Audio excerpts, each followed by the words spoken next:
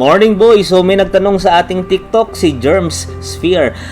Nagtatanong kung bakit yung albino coin niya 100 na fry na ubos. Resulta ba ng inbreeding kasi nadedo daw yung fry niya. So kung ako yung tatanungin nyo, bago pala lahat, yung mga opinion ko dito, opinion ko lang yan. Hindi ako multiple world champion sa Gapi. Mas maganda pa rin boy na yung mga opinion ng mga champion talaga yung kunin nyo. Sa atin dito content at libangan, at syempre yung experience ko na konti lang i-share ko sa inyo. So sa tanong niya na ubos daw yung fry ng albino coin niya, alam nyo ba yung mga albino na yan sa wild, wala kayong makikita na albino na gapi sa wild. Kasi lumalabas lang talaga yung mga albino na yan kapag na-restrict mo sila sa isang tangke, sa isang population. Nag-i-inbreeding, lumalabas yung mga albino doon.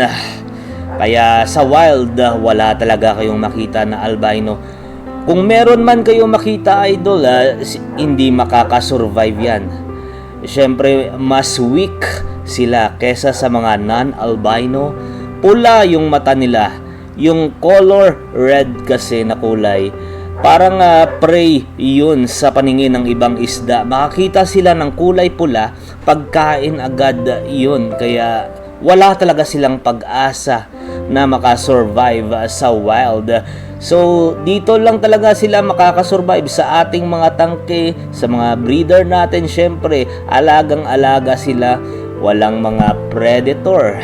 Pero balik naman na muna tayo sa katanungan mo, bakit nadedo yung fry mo. Hindi ko alam bakit nadedo, pero bibigyan kita ng mga tips na nakuha ko sa internet at base na rin sa na-experience ko na konti lang.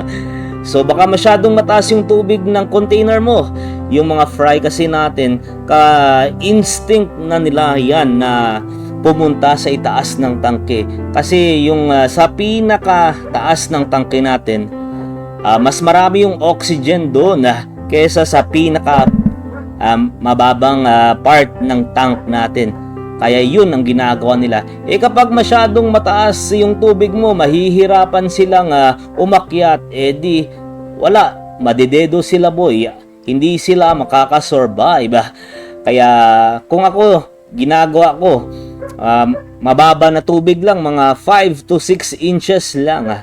Maganda nga yung mababaw yung tubig kasi mas mabilis pa silang lumaki. Tested and proven yun.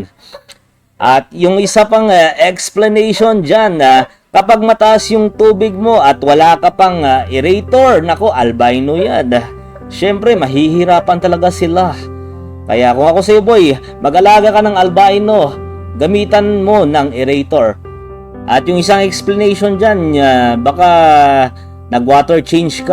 Wag linis ng tangke, makakita ka lang ng konting dumi. Kapag nag-water change ka ng water change idol, syempre mag-acclimate na naman yung mga fry mo. Mahina pa naman yung fry natin. Bagong tubig yan. Di madidedo talaga sila, di ba? Yun lang ang explanation ko dyan. Hintayin muna natin mga 3 weeks bago tayo mag-water change. Mga ganyang edad kasi medyo malakas na sila. Pwede na natin i-separate yung mga fry, mga idol, kasi masyadong marami, 100, di ba? Dapat sa mga 100 na fry na yan, maraming mga container. Sabihin natin 2 container or 3. Para hindi sila mag-overcrowded sa isang space lang. Nakikita nyo mga idol, yung mga batikang mga breeder talaga. Yung strain nila tag 10. Sabihin natin 10, mga ganun. Pero yung mga tangke nila umaabot ng 200. Siyempre, mga ganun kadami yung tangke nila, Lodi. Kasi pang backup nila yun. Nilalagay nila yung mga ibang fry sa iba't ibang tangke. Kasi baka magkasakit yung isang tangke. Baka maubos silang lahat, diba? Kaya yun, ang isa sa mga rason kung bakit marami yung mga tangke ng mga idol natin. Sinisigurado nila boy. Example, mga blue topaz na mga gapi yung inalagaan mo.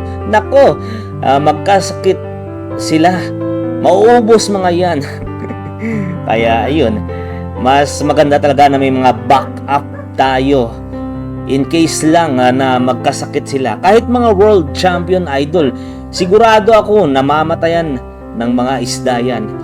Imposibleng hindi mangyari sa kanila yan. Siyempre part yan ng hobby natin. Namamatayan tayo ng isda. Pero ayun na nga, good luck na lang sa susunod idol. Sana may nakuha ka sa walang kwentang content natin. Love you boy.